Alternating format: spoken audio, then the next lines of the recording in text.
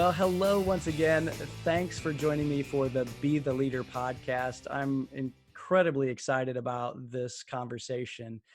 I have a special guest with me today that I've been really wanting to meet for a long time. It's funny, we were talking before we hit record, and we feel like we know each other because we've interacted on LinkedIn for quite some time, and really this is our first chance to be able to get to chat live. So it's been a fun conversation so far before we hit record, and so I'm excited to have this conversation. But let me introduce to you Rachel before we get started. Rachel Druckenmiller is on a mission to humanize the workplace and ignite intentional leadership. So you know she's my kind of gal. She is a fire starter and a catalyst who brings out the best in people and organizations so that they can lead intentionally, connect more effectively, and thrive relationally, emotionally, and physically. Rachel is a nationally recognized thought leader, speaker, and change agent with over a decade of experience in the field of workplace culture and well-being. In 2019, she was recognized as a 40 under 40 game changer by Workforce magazine, and Employ Humanity named her one of 7 wellness leaders making a positive impact in 2018. She was named the #1 health promotion professional in the United States in 2015. Rachel is one of the founding members of the international nonprofit Global Women for Wellbeing, and she speaks to leadership teams about how to be more confident and courageous by unmuting themselves. She's also a founding member of the Baltimore chapter of Hacking HR. Rachel has a master's degree in health science and bachelor's degree in psychology. She lives in Baltimore, Maryland with her college sweetheart, Bill. So with that, Rachel, welcome to the Be the Leader podcast. I'm so excited you're here. I'm excited for this conversation too. Thanks for having me. It's entirely my pleasure. So let's start the conversation by just tell me a little bit about what it was that led you to step out onto your own and your mission to help ignite intentional leadership. So I had been at the same company for a long time. I actually started there. It's a benefits consulting firm, and I started there as an intern in 2003. Wow. So my dad used to be a consultant for the company, actually. And when I was Okay. looking for a job in college, it was like, the summer in college, what are you going to do Yes, with your life? absolutely. And he's like, I know this guy who I think would hire you. So, I answered phones, and I picked up lunches, and I took boxes to storage, and I did commission tracking, and I loved it. Like Yeah. like I got paid for it, and it was a good gig. And so once I got out of college, I was determined to do something using my major, which was psychology. And after a little while, I realized, like, you know what, I kind of like this consistent income thing, and so I'll just stick with the role that I was in and just being administrative assistant. And then in 2007, I met a woman who had studied workplace wellness in her master's program, and she worked at a gym nearby. And so that's what kind of got me into this foray of wellness. And then it's been this evolution over the past 13 years to get to the point where I kind of have what my dad calls very interest-driven work. And so I got interested in wellness, and then I dove really deep to explore that. And then the culture aspect, probably in 2011, 2012, the culture aspect of well-being, workplace culture, started to appeal to me. And then within a couple years after that, I was like, well, it seems like the reason that people aren't well is not because they don't know that they should eat kale and should move more and meditate. Yeah. It's that there's this crisis of leadership, that people aren't being led well. And so they're smoking and drinking too much and eating things that are not good for them because they're so stinking stressed at work and just beaten down. And it's like a coping mechanism. Right. Yeah. So that's what ultimately, got me to the place to realize, I'm a health coach. And so the physical aspect, I used to teach cooking demonstrations and nutrition workshops, and I've had my own healing through those aspects of well-being. Yeah. So I still believe they're very, very important, and I still incorporate them into my daily life. But I got to the point where collectively I was like, this is a leadership and a social emotional health issue that is often fueling the physical health issues. So that's kind of what shifted me into what I'm focusing on now. Yeah. So what is it that you're focusing on now? Tell us a little bit about that. So my focus has really shifted from kind of being the wellness coordinator who helps set up, Fitbit challenges and bring in apples to Yeah. to really like working with leadership teams. So I've done some. It's funny. I feel like we sometimes get pulled into things that are the things we're meant to do. And for me, two of those areas have been working um, actually with emerging leaders, with women leaders, and then I've also talked to like a group of, people that are later on in their career and have brought a very human, real, honest message in a way that they're probably not used to hearing about the importance of, of vulnerability and the importance of Mm, being curious and of being self-aware, which, most of us think we're more self-aware than we probably right. actually are. Right. Exactly. So, and loneliness and talk about the things that leaders struggle with that they don't necessarily come out and say they struggle with. And Yeah. I find that they experience freedom to have permission to have conversations about those things really at any point in their career. But especially later on, because for so long they were not allowed to talk about those things. Right. Right. I love that because, what's interesting about that is I see that so many, I have a number of different clients and some of them are in that later stage of their career who, like you said, they've never been allowed to talk about some of those things that allow them to be vulnerable, talk about the things that they're scared about, things that they don't know. And I think that that's becoming so important, especially in today's society where things change so rapidly that we're, if you're a true leader and you're comfortable, you're probably not really leading. Yeah. Yeah. Well, it's funny when you mention how it's something that people are like just becoming comfortable doing. One of the things I used to do for my role is I used to interview CEOs of clients of ours. Yeah. And then I would write letters on their behalf in the open enrollment guide, like to the employees. Mm-hmm. And in one particular case, the HR team handed me off to their CEO and they were like, good luck. Oh Like, man. it's like, thanks for setting me up, guys. Yeah. Right. So I got on the call with this guy and he wasn't like terribly friendly. And I could tell he wasn't thrilled to be talking to me. But we spent about 15 or 20 minutes on the phone and I just asked some questions. It's like this line is not being recorded. So Yeah. I kind of just asked, within reason, with respect, what I wanted to know. And it was really understanding his backstory. And I came to find out that he grew up in the Midwest and he was, raised in this town by his father who was in middle management at a blue collar company. And his dad had been an orphan who was raised Wow. like in a Catholic orphanage. Okay. And he instilled this really strong work ethic in his son, who was the guy that I was talking to. Yeah. And so this guy was involved in like the Pee Wee football team and the town that he lived in. And he left all of that to take this executive position on the East Coast and uprooted his family. And I asked him, I said, if it were just right, what would it look like? Hmm. Great question. If your life, if it were just right. My dad, I got that question from my dad. I can't even pretend that it was mine, That's but great. I love it. my Wise dad, dad. he's like my Yoda. He is seriously Absolutely. like one of the, well, I know you followed my stuff, so I talk about Yeah. him all the time. Yeah, of course. Yeah. That's But great. so I said, if it were just right, what would it look like? And he said, in a perfect world, it would be nice to have personal friendships in Maryland. Wow. Wow. So he was like in his, I don't know, probably early to mid 60s. Mm-hmm.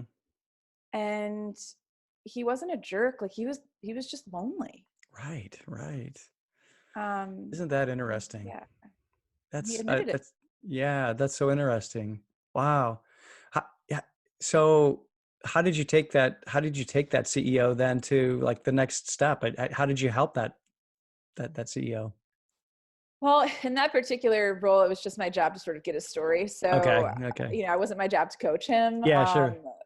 But, I asked some further questions and basically his closest community was his family here. And um, I the next year I interviewed him again. So I wrote the letter. They edited out probably 70% of it. But that's fine Oh because, man. Yeah. yeah. He did say though how important social emotional health was and how sometimes we can feel lonely. Like he did mention stuff like that, Yeah. um, which or left that in. But then the Okay. next year I followed up and I was like, how's your social, your social health going? Any changes there? And there had been a guy who was a new COO at the company, and he really took him under his wing, and Mm. they like became buddies. Oh, wow. Cool. And I could tell the change in the tone of his voice. And when I asked him the question about how his social health is going, he goes, well, I'm still in the witness protection program. That's great. Good sense of humor. I love it. Oh, that's great. Still undercover. That's awesome. That is awesome. Well, tell me a little bit about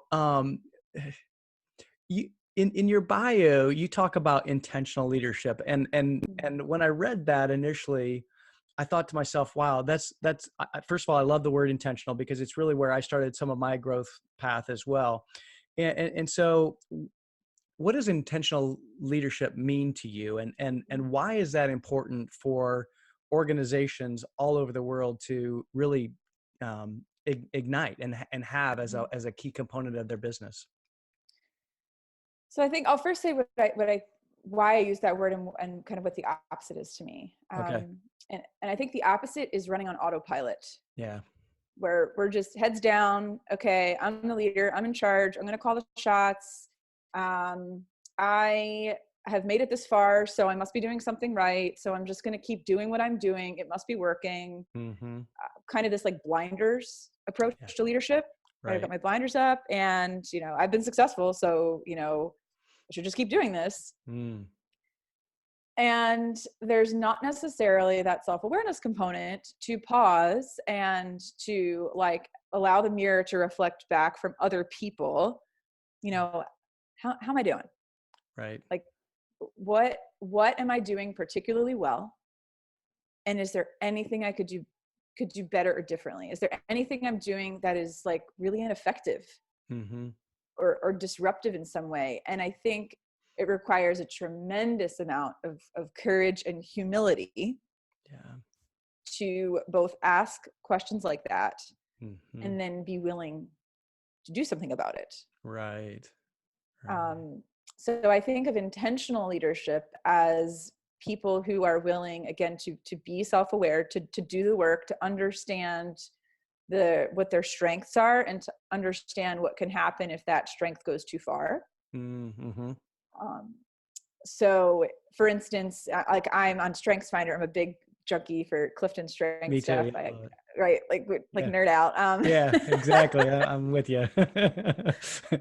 So like my number one strength is achiever. So my tendency is left unchecked. Like I can bulldoze people. Yeah, It's helpful to know that because absolutely. early, like for most of my career, I sort of, I wouldn't say I was oblivious to the shadow side, but I didn't do anything to rectify it. Yeah, right, totally. Oh man. But It's so interesting you talk about that, Rachel, because just recently, probably within the last 2 years of my life, I'm 56 years old, and really within the last 2 years of my life, I've learned what you call the shadow side of some of those strengths, because I never thought, I always thought, hey, these are strengths. Oh, awesome. I'm an achiever. That's my top one as well. And self-assurance. And mm, I didn't realize that the two of those together could really be something that was not so nice. And what was interesting is I figured it out closer to home. I've been mm, married for almost 31 years now. And so I'm learning things with my wife now that in leadership that not only apply at home in our relationship, but also in my business and helping other companies and leaders as well. And I think that's a real important part of leadership. So I love that you touch on that. So how do you help leaders, I guess, get to that point where they are self-aware and maybe have enough emotional intelligence, emotional strength to get to that point where they say, hey, how am I doing? And really mean it. So I think a lot of it is leading by example. So I am very willing, and I think we have to be willing to do this as people that train and facilitate these Yeah. conversations, and as speakers, to put ourselves out there first. Yeah. So very unlikely that somebody who's not comfortable with this stuff is going to be willing to expose it if we haven't gone first. True. Yeah. So I will stand in front of a group of people and say, hey, so these are the things that I did, or like, I totally burned out 3 years ago, and I was very focused on myself and very focused on protecting myself and very focused on not showing any incompetence or any weakness or any insecurity. And this is where it got me. Yeah. And this is how it affected my marriage. And this is how it affected my friendships. And this is how it affected my health. Like, not to scare them, but to just get honest. Right. Right. And I find that first step is something that, again, like, gives people permission then to sort of be like, okay, well, she said it. So yeah, sometimes I do this thing, and they're just more willing. I'll have them, share with each other. Yeah. I'm a big fan of like paired shares, right? So it's Of course. like, Yeah. hey, Yeah. both people are opening up, and I just did. So like now we're setting the expectation that it's normal to open up about something. Right. I give them, the opportunity to, one, I might have them take some type of assessment before they come in, Sure.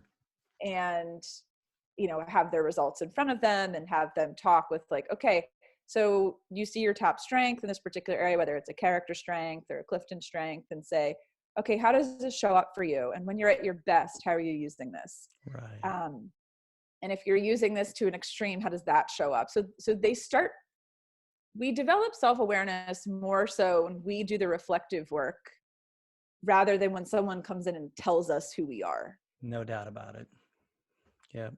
So I find that, I'm an assessment junkie. So I love the predictive index was an assessment that was particularly eye-opening for me. I took it like 5 years ago. It's a good one. And man, when the results of that thing came back, because it tells you like, yourself, I know you know this, but for listeners, your self-concept, and then kind of like the your hybrid essentially. Mm-hmm. And it was two different people. Like I thought everyone wanted me to be collaborative, just do what we ask. Like, can you, and I'm like, 3 sigmas away from like, let me drive, Right. I'm like, I'm leading things, like, get out of the way. Exactly. Totally. So yeah, I think that can be a helpful first step. And then just giving people the questions to ask, like, like something we mentioned earlier, like, what do I do particularly well? Is there anything I could do better or differently? Is there anything or once you become self-aware of the shadow side of the strength, to talk to someone who you're in meetings with frequently, or someone who is a coach or a mentor or a manager to you, or even a friend or family member, and say, hey, I know I have a tendency to do X. So when you see me doing that, I'm going to give you permission to kind of gently call me out on that and say, hey, I know you wanted me to let you know when you were doing this, and you're doing this right now. So I just wanted you to know. Yeah. Yeah. And this is the impact that it's having on me. I just wanted, because you asked me to. So right. Like, careful what you ask for. Right. I think that's part of it. I think part of it is letting other people reflect back what they see. Yeah, man. And that's so, I think for a lot of leaders, especially, I'm gonna pick on maybe some of the older leaders in our business environments today, because that wasn't the norm when they were growing up, and it wasn't the way they learned to relate to people. And one of my mentors, John Maxwell, always asks the question, hey, what's it like being on the other side of the table from me? And I think that is such a brave question. And I think, gosh, how many leaders are really willing to open up and ask that question? And I think the example you gave was great, to be able to allow a leader or help a leader to be able to step into that in a way that's safe with someone they trust, and have them be able to feed back to them. Because I think that's so important. Just to learn that, learn that. Yeah. So you can have signals, eye signals, hand signals, right? But I think there's There's something that Marshall Goldsmith, I think, calls it feed forward instead of feedback. It's kind of like, Yes. what do I want to see you kind of doing more of, or what More could of. you be doing in the future, as opposed to like the past happened. Like, what can we be Exactly. doing differently going forward? And that's such a great key too, as I think about emerging leaders. I know you're heavily involved with emerging leaders as well. And I think that that's something that as an emerging leader to remember to, when you ask a question of someone perhaps that's reporting to you, to ask it in that way that's, hey, how can we do this differently going forward, as opposed to, man, when you did that, we're looking backwards. So you're exact, but I think that's a really key point. And I think it's a key takeaway for me in my leadership journey, in how I've helped people to be able to look forward and then be able to change their behavior going forward. So I think I'm glad you brought that up. That's really, really key. Yeah. Well, and can I mention one other thing that I think is, Absolutely. it's like this is what happens in conversation. Someone says something, you're like, oh, Yeah. wait, that brings up another thought. Yeah. My husband and I have done quite a bit of work in terms of going to retreats and trainings to learn how to communicate and connect more effectively. Yeah. Has really transformed our marriage. And Cool. from the work of John and Julie Gottman, from Harville Hendricks and Helen LaKelly Hunt, we've spent hours and hours and hours immersed in this work. And one of the things that I think is helpful for leaders to know is that when you have what's called a turning away or turning against someone. So if you are ignoring somebody, if you give a snide remark, if you criticize somebody, if you eye roll, anything that's basically turning away from or disrupting a connection with another human, those experiences get stored in our long-term memory. Mm. And they're much harder to rewire than we realize. And so that's why it's so important. We've heard the ratio of like 5, positive interactions to 1 negative. It really came from this work from John and Julie Gottman, showing that we need 5 turning towards someone, which could be acknowledging what they're saying, appreciating them, affirming them, validating them, thanking them, encouraging them, some form of a constructive, positive support. That we need at least 5 of those for every 1 of the turning away or turning against, because the positive interactions get stored in your short-term memory. Wow. Yeah. So you need more of those to be able to lock it in. Yeah, a lot more. I love it. That's really fascinating. That's fascinating, not only from a work perspective, but also a personal perspective, in relationships, and how important that is. Thank you for sharing that. That's amazing. Yeah, That's sure. really amazing. So as you looked at, the things that you were seeing in leaders and in leadership and in your well-being and wellness industry work, what was it that really brought you to call your company, Unmuted? Because I love that, and when I heard you announce the name of your company, I was like, oh, this is great. I love that. So anyway, tell us a little bit about that journey. Like, how did that come about? Yeah. So a lot of it comes from the fact that this is something people don't often believe about me, that I was really shy as a kid. Really? Yeah. Super introverted, very introverted, a bit timid, guarded, cautious, very cautious. Wanted to play by the book, follow the rules, do what I was told. That was how I grew up. And I did what a lot of us do, and I silenced myself. So my parents were going through a challenging phase in their marriage when I was about 5 or 6 years old, and I didn't know how to process that. And so I just internalized it and decided that I would just be the good kid. And that was going to fix things. And so it worked for me in terms of I was successful in school, and parents liked me and teachers liked me, and I didn't get in trouble. And, I was pretty under the radar in that regard. And I have journals and journals, now as an adult, but I had several that I kept even as a kid, and stories that I still have these, like, Rachel Bryant, age 9, stories in my basement. Yeah, that's great. And poems. And loved singing, and I didn't share those things with people. Mm. So I felt like I silenced these aspects of who I was. And then going back to the predictive index piece, when I got my results, I was looking at it and I was like, oh, hey, you're showing up as not fully who you are. Like, why are you Yeah. doing this? Mm-hmm. Like, because you're behaving in the way that you think people expect you to behave, which is in conflict with who you actually are, Who Rachel. you are. Yeah.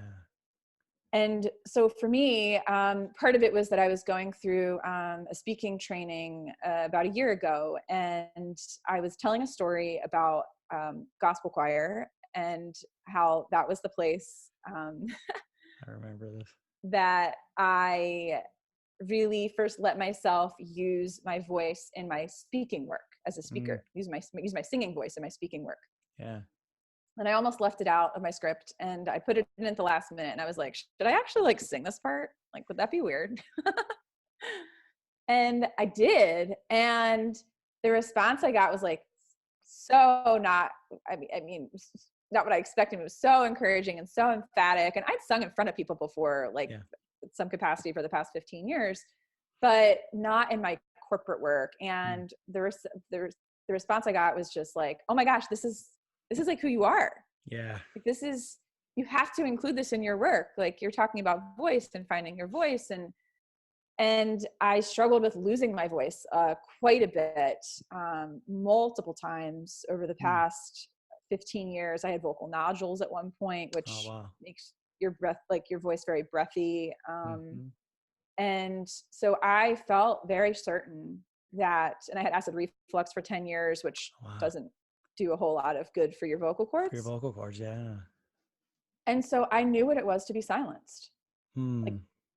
literally and figuratively and emotionally and relationally Yeah. and professionally. And I felt so strongly. I had written in journals 3 or 4 years ago, unmuted.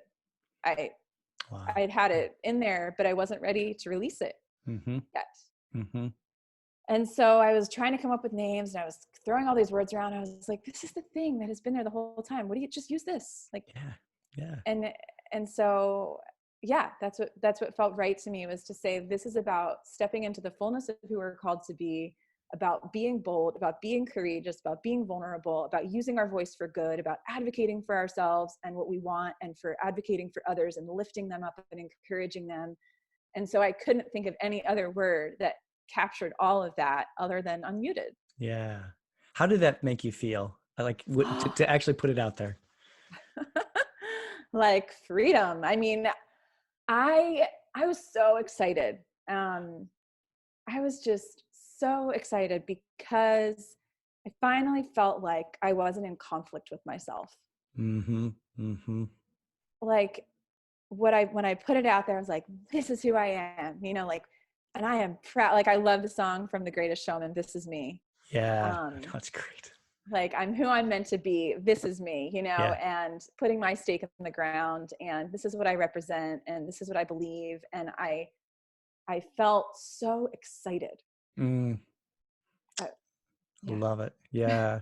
I can just see it in your countenance. I can hear it in your voice. I mean, there's almost like a sense of freedom, almost Yeah. like it's just on being unlocked and unleashed. And I want to go back to something for just a second, because you mentioned something that, so you posted, I don't know if it was the exact, talk that you sang Mm. in your talk, but that talk, when you posted that piece, I mean, it literally brought me to tears. It was like beautiful. And I thought to myself, wow, that was like a soul, like coming alive. And I think that as a leader, we have to be able to be our authentic self, and we have to get in alignment with ourselves so that we can actually lead in the fullest possible way, and help people that report to us, that we're surrounded by, to be able to be their best and authentic selves too. And I just thought that was such a neat, post that you did. And I just wanted to go back and validate it, because I think that for me, when I saw that, I was like, first of all, I thought you were cool anyway, just by your posts. But because we had so many aligned values and all that kind of thing, and I saw it's cool. But then when I saw that, I was like, geez, I have to have you on my podcast and have a conversation, because what great lessons that is. And so I guess that leads me to a question. Really, is it if you were to give a message to a CEO or a business owner, especially, I'm going to preface this for a moment, because some of the work I do, there's a lot of business owners who are, and I was in a family business for a long time. There are a lot of business owners who are, maybe they're in family business, but they're getting ready to transfer the business to the next generation. Mhm. And those leaders really want to set up the company for longevity and for, as Simon Sinek would call it, the infinite game, to be able to play that Mhm. infinite game, to keep playing, as opposed to just saying, hey, we're quote unquote winning. um, what would you say to those CEOs that are in that situation, that that would help them to set their company up for success culturally, Mhm. and also, emotionally and physically, to be able to be the best that they can be for the infinite game? I know that's a long question, but Mm. hopefully you get the gist of it. What would you tell that CEO or business owner that's ready for that transition to secure their legacy?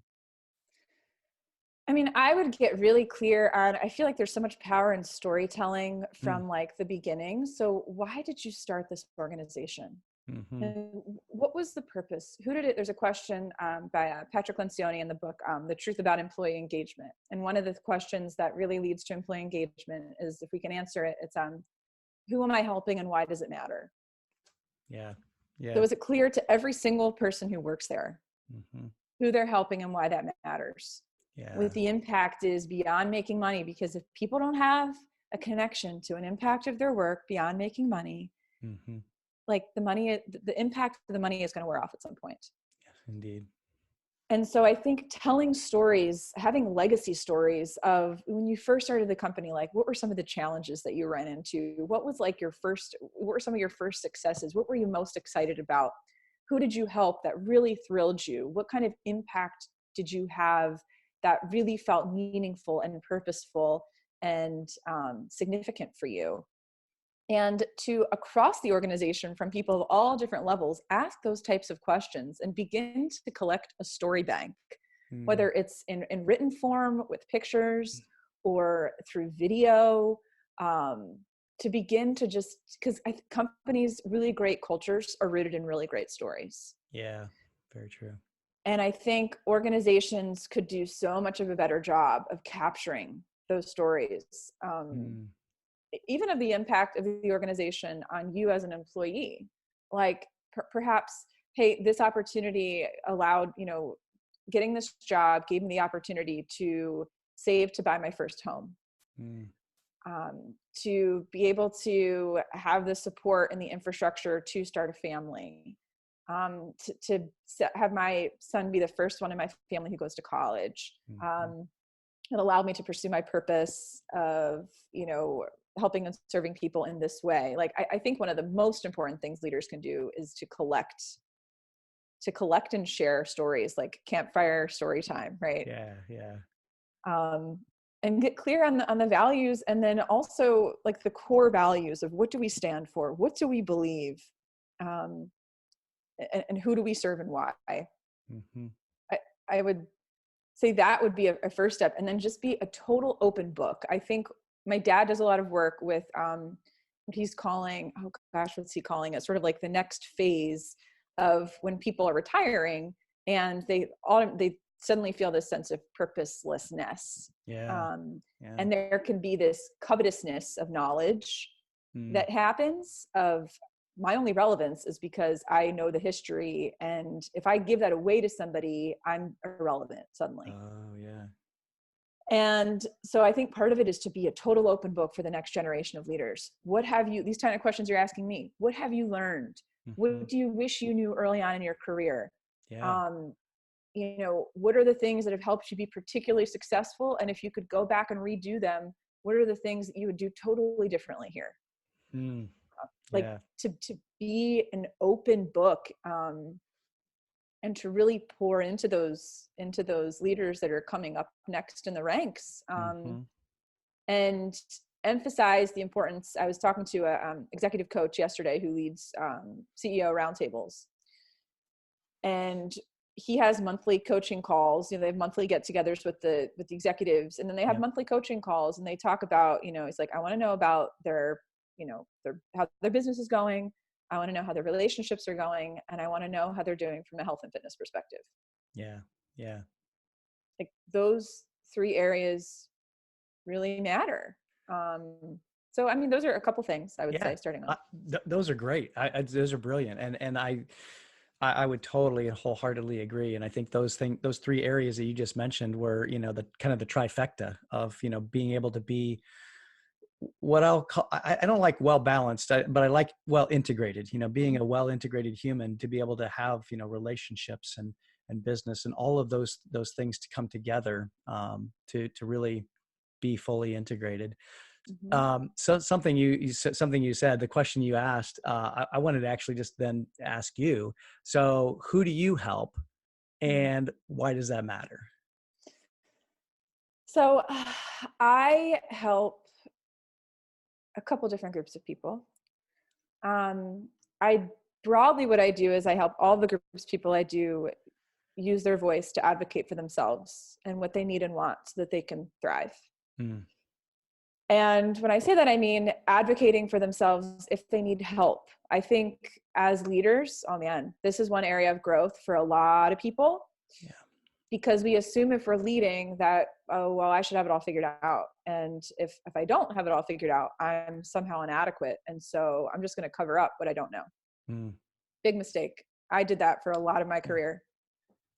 And I think it's one of the healthiest things we can do from a mental health perspective is to be open about where we need support, where we need additional training, where we need insight about something that we just don't have a whole lot of confidence about.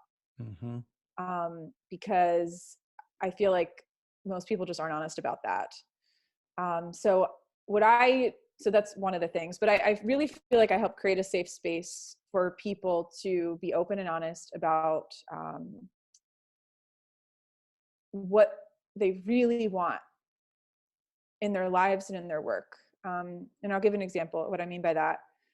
I was doing a training for a group of about 200 new project managers for a consulting firm. And one of the women who attended, we were talking about how to like live your best life and talking about everything from sleep to, building relationships. And I asked a question from a guy named Simon Bailey, who's a renowned speaker. He's really amazing. And the question was, who gets the best of you and who gets the rest of you? Mm, wow. Powerful. And I asked that question in that session, and one of the women reached out to me 2 days later and said, I've already made a huge change in my life. And I was like, dude, that was like 2 days ago. It was like a 50-minute session. Like, what the heck Yeah. did you do? I'm not Yeah. like that good. Yeah.